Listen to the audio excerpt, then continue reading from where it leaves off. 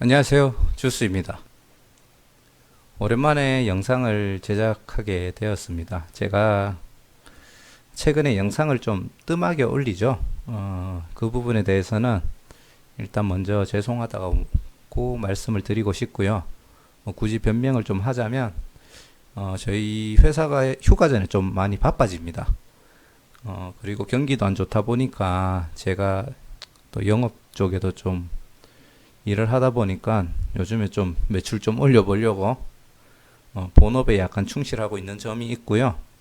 그리고 퇴근해서 또 IPO 종목만 공부해가지고 좀 올리겠다라고 생각을 하면은 그래도 뭐 하루 매일 올리거나 아니면은 뭐 중간에 하루 정도만 좀 빠지고 올릴 수 있는데 제 유튜브를 처음부터 보신 분들은 알겠지만 처음에는 뭐 차트 분석도 나름 했었고요. 이제 초보 입장에서 그리고 종목들도 한번 분석하고 뭐 유튜브 채널 추천도 하고 뭐 그런 식의 컨텐츠를 많이 했는데 SK바이오팜 이후로 보면은 IPO랑 신규 상장 종목들 위주로 거의 영상이 제작이 됩니다.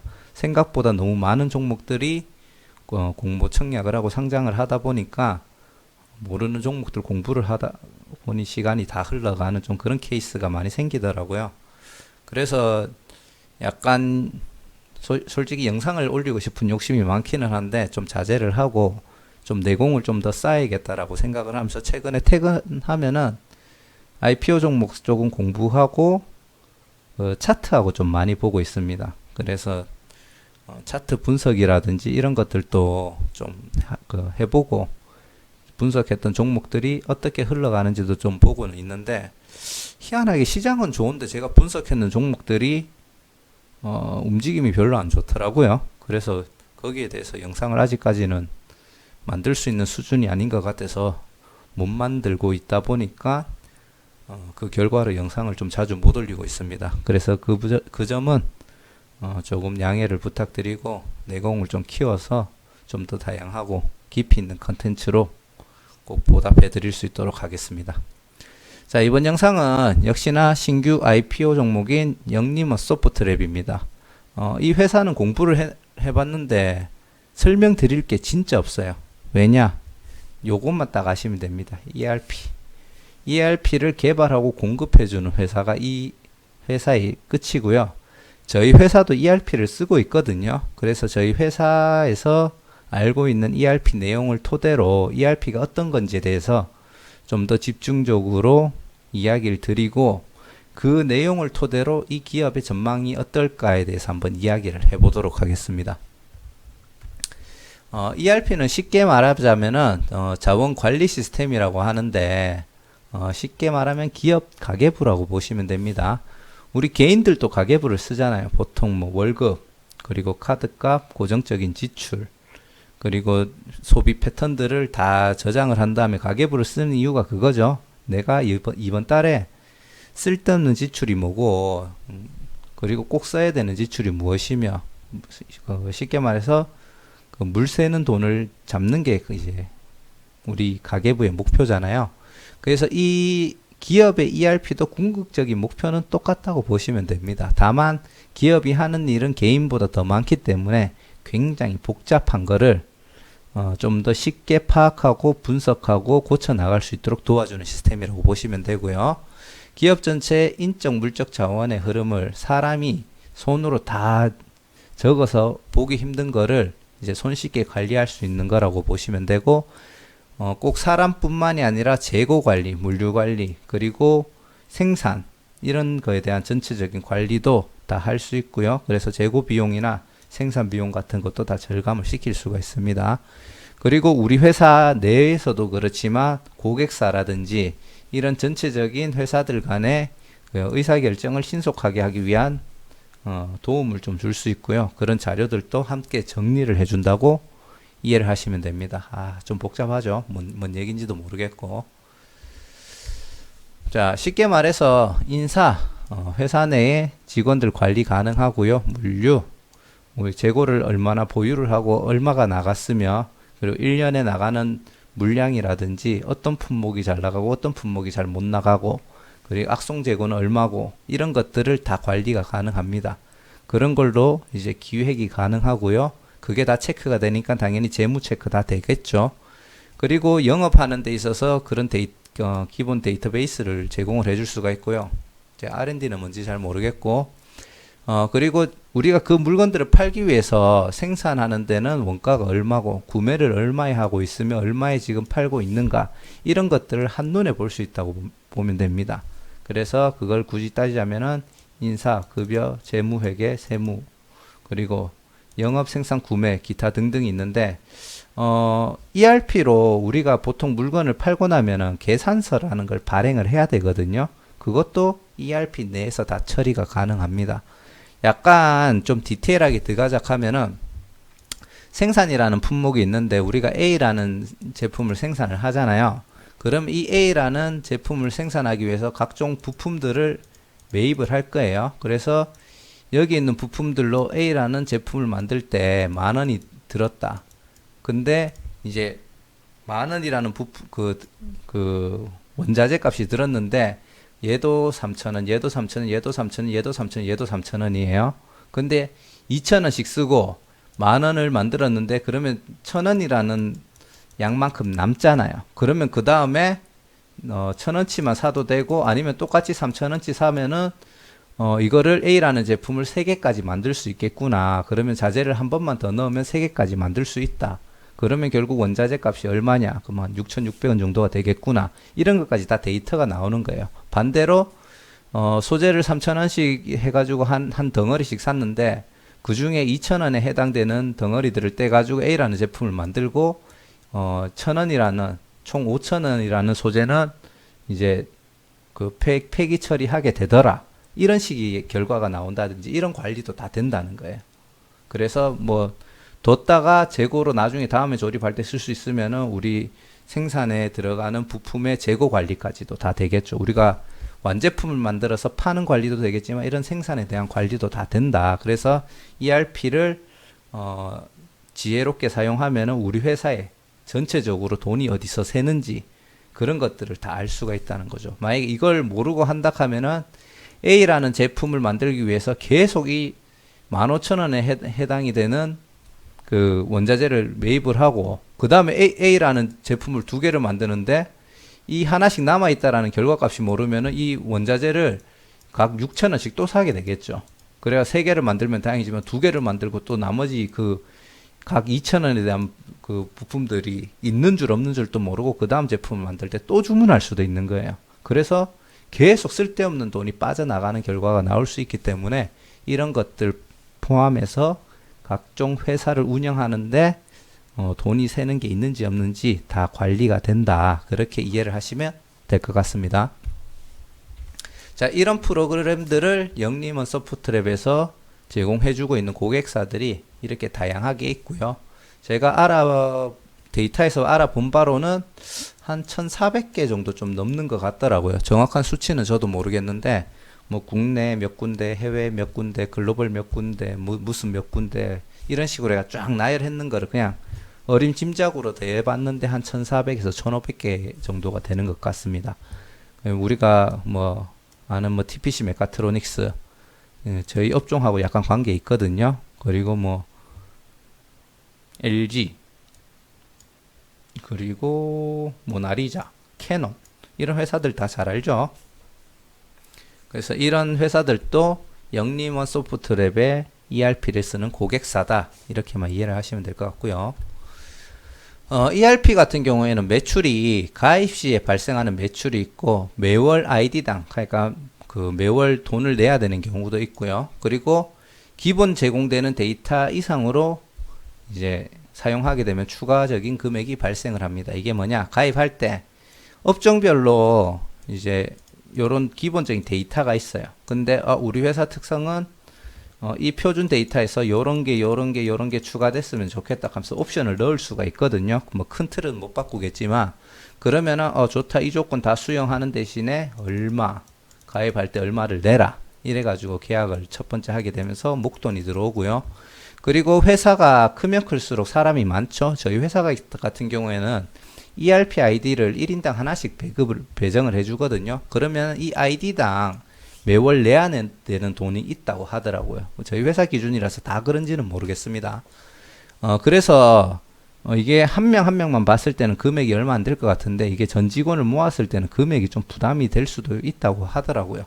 그리고 이제 저희 회사 같은 경우에 A라는 제품이 있으면은 기계 완성품을 보통 파는 회사는 이런 문제가 잘 없긴 해요. 그냥 뭐 A 제품, B 제품, C 제품 이렇게만 관리하면 되니까. 근데 저희는 A라는 제품이 있습니다. 그러면 여기 옵션이 한 7개 정도가 예를 들어 있어요. 그러면은 이 옵션에서도 선택사항이 막 3, 4개씩 이렇게 붙어 있습니다. 그러면 이거를 경우의 수로 다 곱해버리면은 이 A라는 항목에서 나올 수 있는 품명 자체가 수십 개가 돼버려요. 근데 이런 또 제품이 한 개만 있냐? 한 개가 있는 게 아니고 저희 회사 같은 경우는 수백 개가 있습니다. 그러니까 나중에 어떤 문제가 저희가 생겼냐면은 나오는 품명별로 다 등록을 해버리니까 이게 등록할 수 있는 데이터가 지금 초과되기 직전이라고 하더라고요. 이게 등록할 수 있는 개수가 정해져 있는데 현재 막 뭐 80% 이상 90% 가까이 뭐 이래 지금 되고 있고 현재도 계속 추가가 되고 있는 중이다 보니까 그 비용이 나중에 추가했을 때 굉장히 큰가 봐요. 그래서 저희 회사에서 지금 다른 ERP 회사들을 알아보고 있는 중입니다. 알아보고 있는 중인데 이게 가격이나 성능을 다 고려했을 때 좀 만족하는 회사가 아직 못 나온 것 같아요. 그래서 아직 ERP 회사 자체를 바꾸지는 못했고요. 저희가 가입했는 회사가 영림원인지는 잘 모르겠습니다. 저희 일단은 그렇다는 상황 또 알아두시면 좋고요. 국내에서 ERP 기업 요 뒤에도 굉장히 많습니다. 근데 1, 2, 3위만 얘기 드리자면 SAP라는 데서 31%, 더존비즈원은 상장되어 있는 회사죠. 19.2% 정도. 그리고 영림원이 6.4%로 3등이랍니다. 그래서 요 세 개 회사만 일단 보시면은 거의 뭐 60% 조금 안 되는 50% 이상의 시장을 점유하고 있고요. 영림원 소프트랩 같은 경우에는 2025년까지 아시아 1등 ERP 회사가 되는 게 목표랍니다. 그래서 요번에 공모했는 금액으로 ERP 회사를 글로벌화 시키는데 사용할 예정이라고 하고요. 모든 직원들이 이 회사는 처음 창립할 때부터 ERP 전문가들만 모아서 회사를 세웠고요. 그 후에 들어오는 직원들도 입사하고 나면은 ERP 정보관리사를 무조건 따야 된답니다. 이거를 안 따면은 이 회사의 직원들은 이제 승급, 승진 같은 걸 못 한다고 하고요. 그래서 모든 직원들을 이제 전문가로 키우는, 육성하는 그런 회사라고 보시면 되고요. 이거는 제 뇌피셜입니다. 제가 저희 회사가 지금 많은 ERP 회사들하고 지금 컨택을 하고 있거든요. 기업 설명회를 들었을 때 얘기로는 워낙 진입 장벽이 높고 그리고 굉장히 생각보다 높은 기술력을 요하는 업종이다라고 이야기를 하는데 근데 생각보다 많은 업체들이 ERP 사업에 지금 진입은 하고 있어요. 저희가 컨택을 해봤는데 그 얘기는 맞는 것 같아요. 기능이나 이게 안정성, 성능 같은 거 있잖아요. 가격이 싼 곳은 생각보다 많아요. 근데 이것까지 받쳐주는 데가 잘 없더라고요. 그래가지고 지금 저희도 계속 진입을 못하는 상태고, 두 번째 문제는 뭐냐면, 현재 요 ERP 데이터 있잖아요. 이거를 이전하는 게 좀 힘들다고 하더라고요. 우리 같은 경우에는 기존의 데이터를 가지고 회사를 어떻게 운영할지에 대해서도 계속 데이터를 내고 해야 되는데, 이거를 데이터를 이전하는 게 좀 힘들다라는 얘기가 있더라고요. 그래서 좀 이게 한번 처음 진입했는 회사를 딴 회사로 바꾸는 게 생각보다 쉽지는 않다. 이 점도 감안해야 될 것 같고요. 생각보다 근데 많은 기업들이 시작은 하고 있고 저가로 공략하는 업체들이 생각보다 많습니다. 그래서 소형 업체 이런 데들은 이제 거의 다 하게 되면 이런 업체들을 골라서 하겠죠. 그리고 효율성, 안정성, 가격 등을 다 고려했을 때는 좀 가격이 싸더라도 확실히 성능과 기능이 떨어지면은 문제가 된다. 이런 점을 좀 참고할 수 있을 것 같고요. 대신에 기존에 있던 ERP 회사의 데이터를 가져올 수 있게 해주면서 가격도 싸고 효율성하고 안정성까지 확보된 기술력을 가진 회사가 나온다면은 정말 단기간에 이 시장을 잡아먹을 수도 있을 거라고 저는 생각을 해요. 물론 쉽지는 않겠죠. 그래서 그런 문제점이 어느 정도는 있다. 그렇게 보시면 되고, 요거는 제가 뒤에서 재무제표를 보고 설명을 드리려고 했는데 앞에서 그냥 먼저 설명을 좀 드려야 될 것 같아서 앞으로 당겨서 먼저 설명을 드리는 거고요. 순이익이 보시면은 2017년도하고 2019년도에는 성장인데 2018년도에는 마이너스예요. 이게 왜 마이너스냐면은 2018년도 개발비 이연자산을 일시에 상각을 했답니다. 이연자산 일시 상각이 뭔지를 잘 모르실 것 같아가지고 저도 몰라가 알아봤거든요. 이게 뭐냐면은 우리가 기업을 운영하다 보면은 연구비랑 개발비 같은 거를 사용하게 되잖아요. 그것도 미래를 위한 투자라고 봐야 되는데 어찌됐든지 간에 그거는 마이너스입니다. 사용을 했는 금액인데 이거를 쉽게 말해서 이제 이연자산이라고 이야기를 하는데 이거를 마이너스 비용으로 털어야 되는데 이거를 발생했는 연도로부터서 5년 이내에 이거를 상각을 해야 된답니다.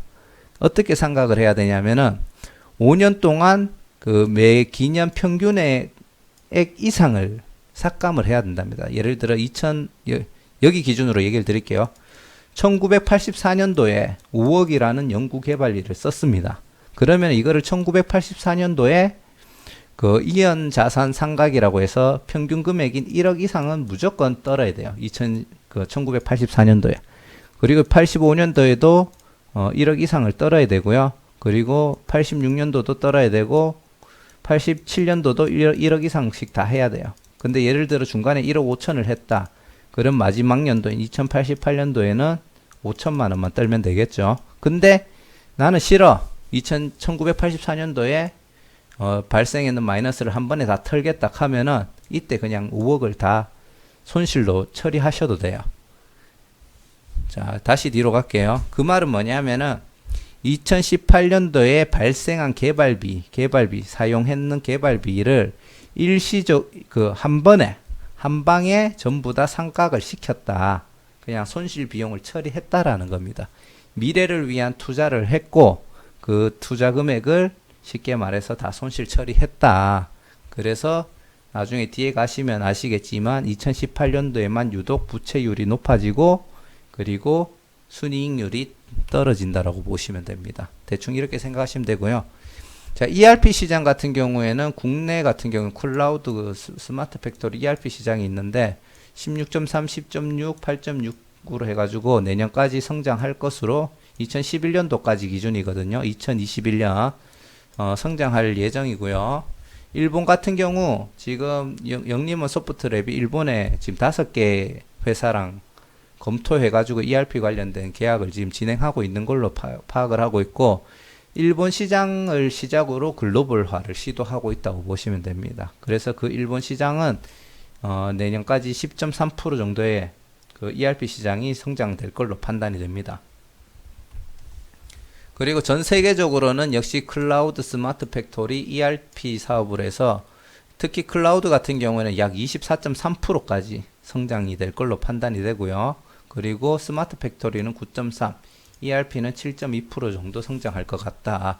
취합하자면은 일단 시장이 커지고 있기 때문에 꾸준하게 우상향을 할 수 있는 조건은 갖췄다. 이렇게만 간단하게 생각을 하시면 될 것 같고요. 그래서 뭐 다크호스가 떠오르지 않는 이상 뭐 1위까지 탈환이 될지는 모르겠지만 회사 자체는 성장할 가능성이 높다. 이렇게만 이해하시면 될 것 같아요. 바로 4차 산업하고 이제 기업들이 전부 다 이제 ERP를 거의 다 도입을 이제 하는 추세거든요. 그래서 기업들이 디지털화 되면서 이제 성장성이 좀 더 발생을 하고 스마트 팩토리라든지 빅데이터 AI 부분도 이제 시장이 커지면서 ERP 시스템을 도입할 가능성이 높다. 이렇게 생각을 하시면 될 것 같습니다. 자, 소프트웨어 개발 및 공급 업체고요. 그리고 ERP 패키지를 개발해서 판다고 보시면 됩니다. 주관사는 미래에셋 대우. 미래에셋 대우가 저번 주하고 이번 주하고 좀 청약하는 종목들이 많죠. 근데 저는 계좌를 안 만들어서 이번 주를 통째로 날렸습니다. 다음 주도 날릴 것 같은데 빨리 만들어야겠네요. 자, 주주 구성 같은 경우에는 제가 누누이 얘기하지만 제가 싫어하는 조건. 싫어하는 조건이고요. 최대 주주의 지분율도 굉장히 낮고 굉장히 그 최대 주주들이 가지고 있는 지분 비중도 낮고 최대 주주의 비중도 낮고 그리고 주식을 가지고 있는 보호예수 물량이 적습니다. 그 말인즉 상장일날 유통 가능한 물량이 거의 60.86% 정도 되고요. 굉장히 주주 구성은 안 좋다 제 생각이고요. 약간 특이사항이라고 하면은 과거에 분석했던 종목들은 EPS랑 PER 2019년도 말 기준으로 했을 때 공모가 밴드 최상단 금액이 이 금액이 됐습니다. 그럼 8,500원 정도가 돼야 되거든요. 근데 영림원 소프트랩은 공모가 밴드 최저 가격도 2019년도 연말 가격보다 높게 잡혔고요. 공모가 밴드 상단도 거의 한 3,000원 정도 초과된 11,500원에 잡혔습니다. 그래서 앞에 봤던 종목들 중에서는 이런 종목은 지금 처음 나온 걸로 판단이 되고요.